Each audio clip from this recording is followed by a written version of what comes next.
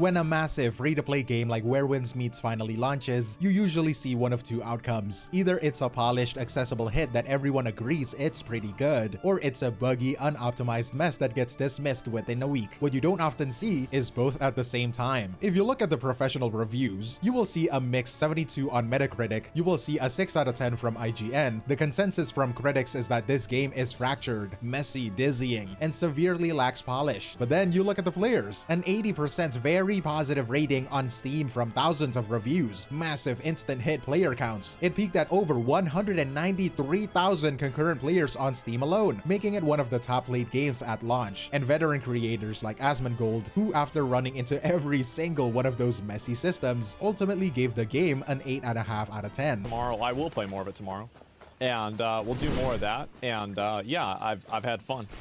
My overall experience, like my day one experience, like if I was gonna rate the game, give the game a rating, I would say that the rating that I would give the game so far has been like an 8, like maybe an 8.5. Like I've been really enjoying it so far. I really like the open world games like this. I think it's good.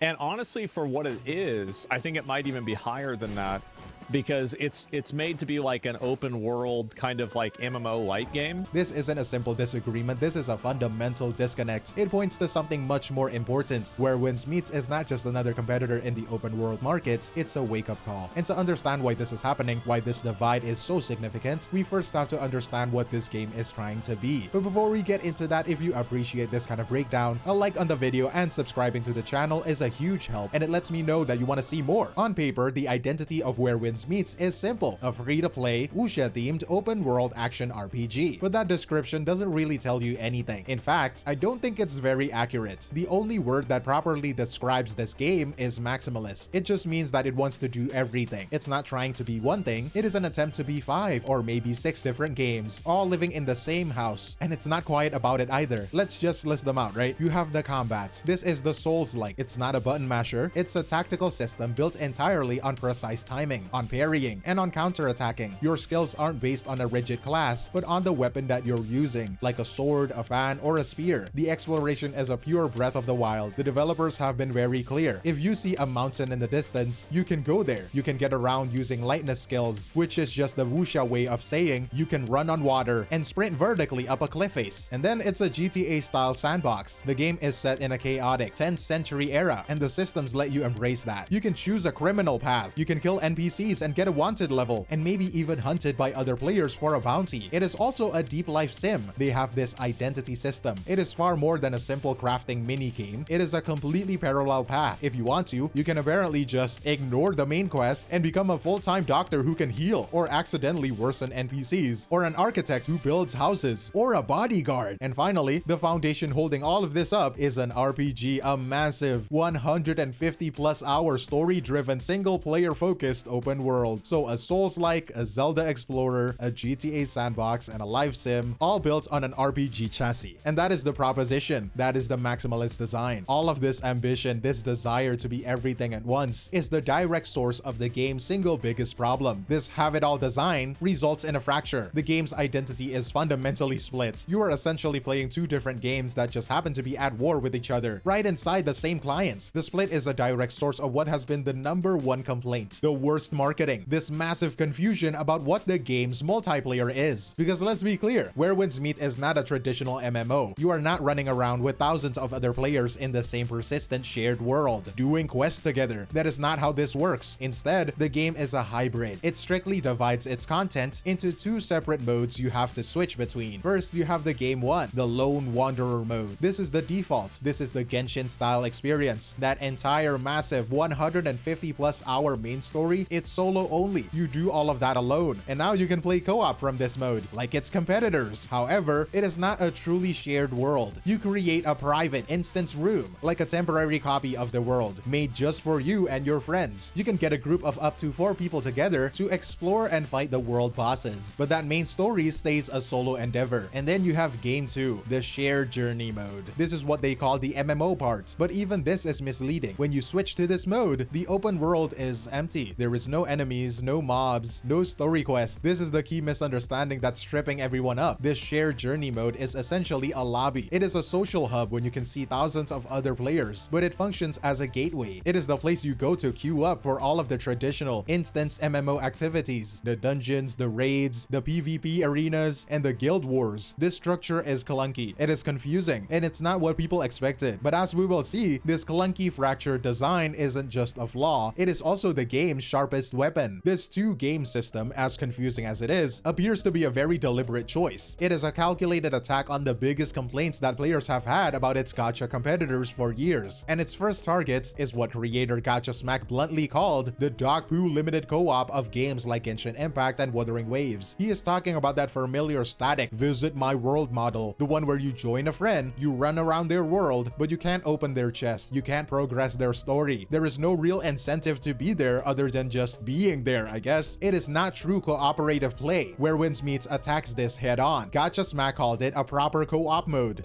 This is a game that has done co-op right. When I explore in somebody else's world, I expect to reap the benefits of their world. Yes, I'm calling out games like Genshin Impact and Wuthering Waves. These gacha games, bro, they're cooked in co-op. They love to sell it like it's they sell it like a dream. Co-op, you get in the game, it's the most dog limited co-op you've ever seen in your life. In this game, you can fight all the bosses in the world together.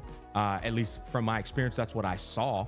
The bosses are super difficult. We had to quit on a boss. Maybe we were undergeared. You know what I mean? I'm not gonna lie. But the fact that we can still go do it together was a fun experience. You also can explore and unlock the map together. And if I open up a chest, everybody gets that reward as well. That's something that is very important in co-op, guys.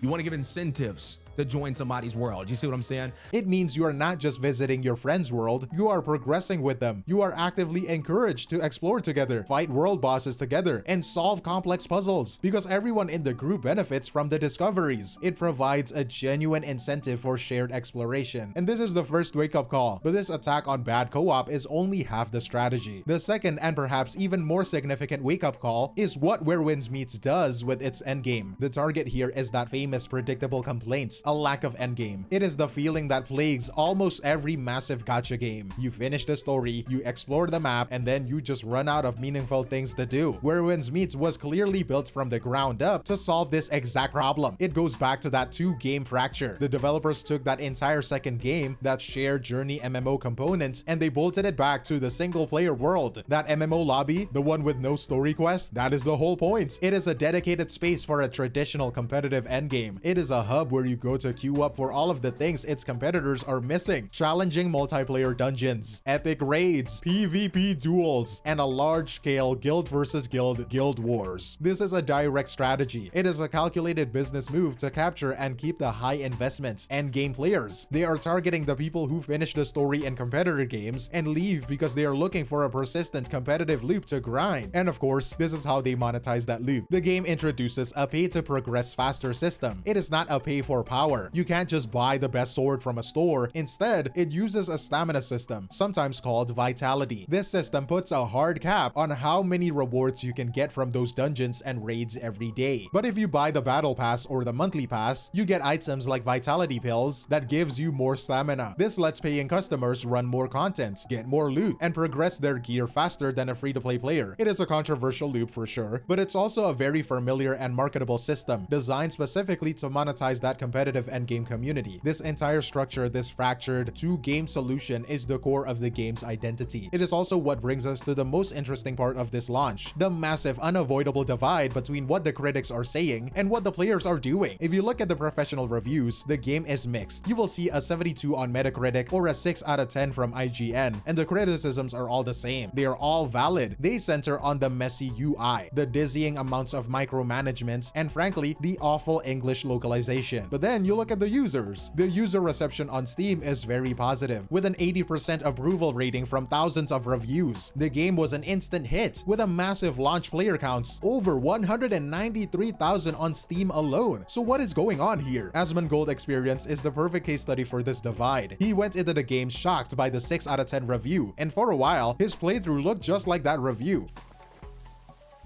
How do I pause the game? Okay, all right.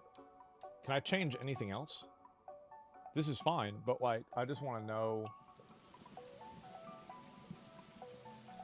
It doesn't even let me change my key bindings.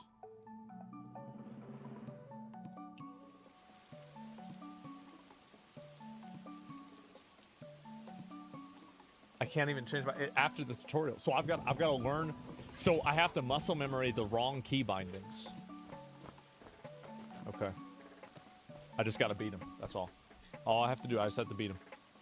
He immediately ran into all of that friction the critics hated. He got stuck in the tutorial, completely frustrated by the confusing key bindings. He was completely stopped by the broken character creator's image upload feature, and he was visibly annoyed by the endless, overwhelming dialogue. By all accounts, he should have hated it. But then he discovered the depth. He found out that he could just attack a random villager and that the game would react.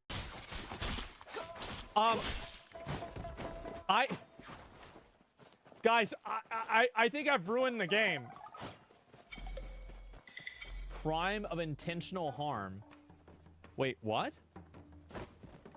What do you mean crime? What? Wait, why? Who's shooting me?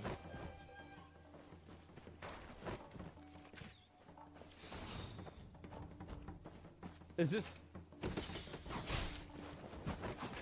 Wait, it's the police.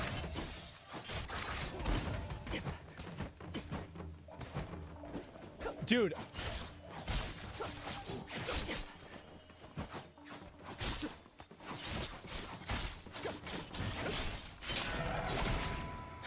Am I supposed to kill the police? The moment he saw that sandbox freedom, his entire opinion of the game completely shifted. He ended that stream by giving the game an 8, maybe an 8.5, a score that seems impossible next to that 6 out of 10 from IGN. And the title of his next video, I Can't Stop Playing This Game. I mean, this is a wake-up call. It is not just about the features, it is about the audience. The audience is proving that they are absolutely starved for depth and innovation. They're willing to push through a messy UI. They're willing to learn dizzying systems. They will forgive a lot of friction if the core fantasy is strong enough. And that fantasy is one of the true co-op. It is a fantasy of real consequences in a sandbox world. It is a fantasy of a world that has insane depth. So what this all means, the real alarm this game is sounding is that the market is changing. This is the real wake-up call, okay? It is not that Where Winds Meets is a Genshin killer. It's not. It is not a perfect polished game that is going to steal the entire casual market. The wake-up call is precisely that it's not perfect. It is a fractured experience. As we have discussed, it is a messy game with a dizzying UI that critics and players alike have pointed out. By all conventional wisdom, a game this ambitious and this unpolished, this high friction, should have failed, especially when launching for free against some of the most polished, accessible competitors in the world, but it didn't. It is a very positive user score on Steam, and its high player counts prove that audiences are desperate for more than just polish. They are desperate for ambition, and the message this sends to the entire live service markets is painfully clear. It is telling them that players are tired of limited co-op. They are tired of visiting a friend's world and just running around, unable to do anything meaningful. It is telling them that players are tired of investing hundreds of hours into a game only to hit a wall where there is no meaningful endgame. And most importantly, it is telling them that players are willing to forgive a lot of friction, a lot of messy menus, and a lot of confusing systems if the game underneath it all delivers a deep, innovative, and uncompromising sandbox. The alarm here isn't make a better wuxia game. That is not what this is about. The alarm is that your audience is smarter and more patient than you think, and they are ready for something more. But I'm curious to hear your thoughts. Do you believe this is a system of systemic depth? All of these different jobs and sandbox features makes up for the lack of polish? And what is the one feature you think competitors should be paying the most attention to? Let me know in the comments below, but that is all from me, 𝗖ecie, and I will see you in the next one. Cheers!